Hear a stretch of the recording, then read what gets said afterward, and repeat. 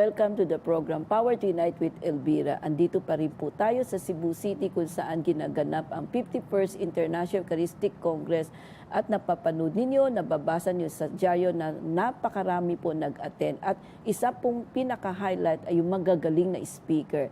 Kaya mapalad po tayo at andito po ang isa sa pinipitagan ng mga Catholic dito sa buong mundo, walang iba kundi si Archbishop Emeritus ng Guwahati, walang iba kundi si Archbishop Menamparampil. Ano kaya pag-usapan namin? Siya po ang subaybayan ninyo sa pagbabalik ng Power to Unite with Elvira.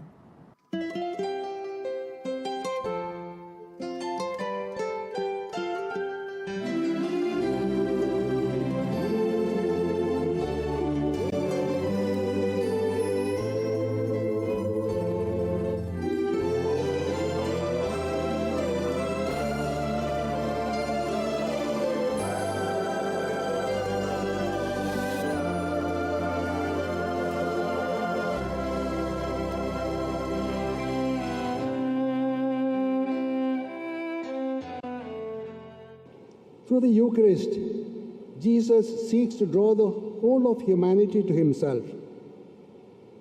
It happens especially through the believers going forth, producing fruits and transforming society. Archbishop Thomas, thank you so much for agreeing to be interviewed. You know, I heard a lot about your work, you know, your dedication, and that when I introduced you, it's Archbishop Emeritus, but you were given a new assignment, which you become now the Apostolic Administrator of Jowai, something like that. It's a small village, according to you. But before we go on, why did you choose to become a priest? I would say from the very beginning of my early childhood that I can remember, I looked towards priesthood as a goal, as something to which I was definite, I have been called. I don't say anything mysterious, but I really wanted to work for others, and possibly in the mission, so I chose to work in a place far away from my own area of birth, about 3,000 kilometers, because the missionary call was very attractive from young days. Of course, I was with persons who were associated with the missions. I used to look forward to the visit of missionaries who come from other places. So those may have influenced me, but I cannot think of any individual who influenced me. I felt convinced that I was called to be a missionary and a priest. Because I remember in India, mostly the predominant religion is Hindu, right? And Yes. here you are, you choose to become a Catholic. Is your family really Catholic, influenced by missionary? How is it? My own family is 2,000 years Christian. In other words, belong to the community that was set up by Thomas the Apostle himself. Wow. And so very ancient Christianity. Before Peter went to Rome, Yes. Thomas in 52 had come to India. So in that way, our communities, not only just ours, our communities are very ancient. And so about our Christian faith, it has got a history, long history. But sharing that history, the faith with others was a challenge that remained over the centuries, which we had not fulfilled very well in our case. And we thought, now that we are more aware of it, we should try to do that. We always learned to respect other religions because we were living always among them in the school, in society, in daily dealings. We learned to respect other religions from very early days. I thought that was a great help for us, not only to foster Christian faith, but also learn to respect others as good faith. people. In our area, we have not had social tension along religion. When we hear of social tensions elsewhere, we were worried. How it happens? Because we have very good relationship with our non-Christian friends.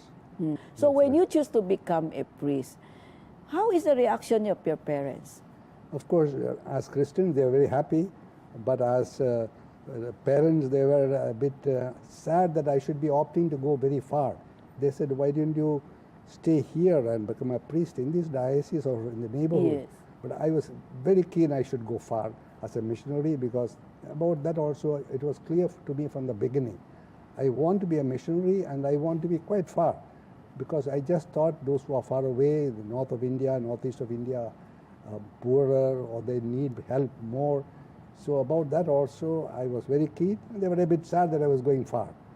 But when they were sure that I was very eager for it, they did not stand an obstacle. Because you're the eldest, right? I'm the eldest. And usually in a big family, they always pin hope on the eldest to help them, Exactly, you know? that's what happened. But then they were good, they had great faith. They were willing to accept my decision when, though I'm very young, and I said, I've decided, this is my longing, they did not stand on the way. Secretly, they rejoice in their heart. That's good. You have a very supportive family behind you. And then you studied in the minor seminary? Yes, Yeah. I joined the Salesians of Don Bosco, and near the Himalayas, Darjeeling, in Sanada, small town, there was a seminary, early years, 3 years in aspirant that we call. Novitiate was in the south of India. Then I came back again to the same place, Sanada, for philosophy, doing my graduation, and a little bit of practical training we call, 3 years in Calcutta, when I met Mother Teresa for the first time. Oh, okay. She was a young sister, Yeah. relatively young sister. She used to bring the younger sisters for prayers and retreat to our church regular basis. Well, after that I did my theology in a place called Shillong on the hills. And early years as a priest, I was in education, the field of education. 10 years as a bishop in a place called Dibrugarh. 20 years or so as Archbishop in Guwahati. Guwahati. When I retired serenely, as you said, I was requested by Rome to take up a remote mission, new mission, where a young bishop died soon after appointment, or 3-4 years after appointment. The diocese was very new. Yes. And in fact, I pleaded with the nuncio that please leave me free. Yeah. But when I saw that he was very keen I should accept, I said I'm willing to help for the sake of the mission. And I must say, in the new place, an apostolic administrator, as a mission, I appreciate very much. A lot of pastoral work to be done. This is summarizing my, more or less, my training and my work. Yeah. But why choose Salesian? My choice for Salesian was mostly because I thought I could do some assistance to young people. I wanted to be of help to young people and motivate them for the future. Of course, other educational congregations are there, society like the Jesuits. I respect them very much, but I thought Don Bosco's figure was something Yeah, that because he attracted me a cares lot. for the children. That's yeah. right. When the nuncio pleaded to you, because you can really say no, I know they will respect, you know. That's right. So you said it struck you, it's newly built diocese, you know. So what, you have been there for how many months or years? Now it's going to be 2 years. So how did you find, did you regret that you did not say no and you accept it finally? I never regretted any missionary decision I have made. I said, once I accept, I told the nuncio, you may be sure, whatever happens, whatever difficulty, I'll stick to it until you tell me. That will be enough. So even now in the apostolic work, I am enjoying remote villages. And there are very many Catholic villages in the hills, remote areas. Visiting them, praying with them is a joy, for certain. And they are still families that are large, families that have been giving vocations. And I have a hope that this area can become a fertile field for not only looking after themselves, but also helping the missions in other fields.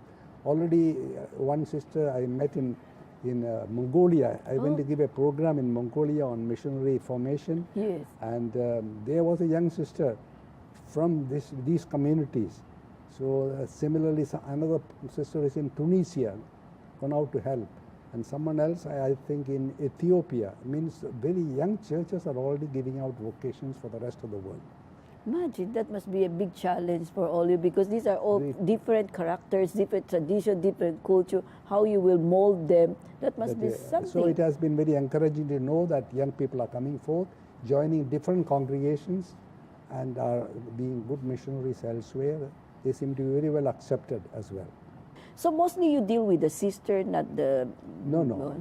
I cannot say there are priests as well, but I think always the missionary sister vocations are always more numerous in most situations in that sense. I just refer to the sisters because they are a good number. But there are also priests who have joined different congregations. They are Okay. working in different places. Yes. So you have been an Archbishop, emeritus of this Archdiocese of Guwahati, right? Yes. So is this predominantly Catholic? No, No. Guwahati, when I was appointed, there was no diocese. I was the first bishop. Okay. So from very humble situations, we did not say we have grown enormously in numbers, but we have brought into existence number of service works of service, educational, health, social development, and have befriended larger society because we are very small in Guwahati as Christians. But the Hindu society and the Islamic society, they respect us. They know what we are doing is good for society as a whole. We're looking for their young people. We are looking for their poor people among them, and so on. And particularly this government has been appreciative of the fact that when there were tensions between communities, Yes. we call it, in India we have what, tribes or castes or ethnic groups that are different. It happens sometimes there is some conflict when they emerge from isolation because of political reasons, economic interests. We have ecumenically assisted in resolving number of conflicts or assisted in situations of tension. That the government appreciated a great deal. They could come formally to bring a dialogue to a conclusion, but to initiate the dialogue, create an atmosphere for healthy dialogue, maybe they found the church can do better. So the church leaders were more persuasive, and this our work is greatly appreciated.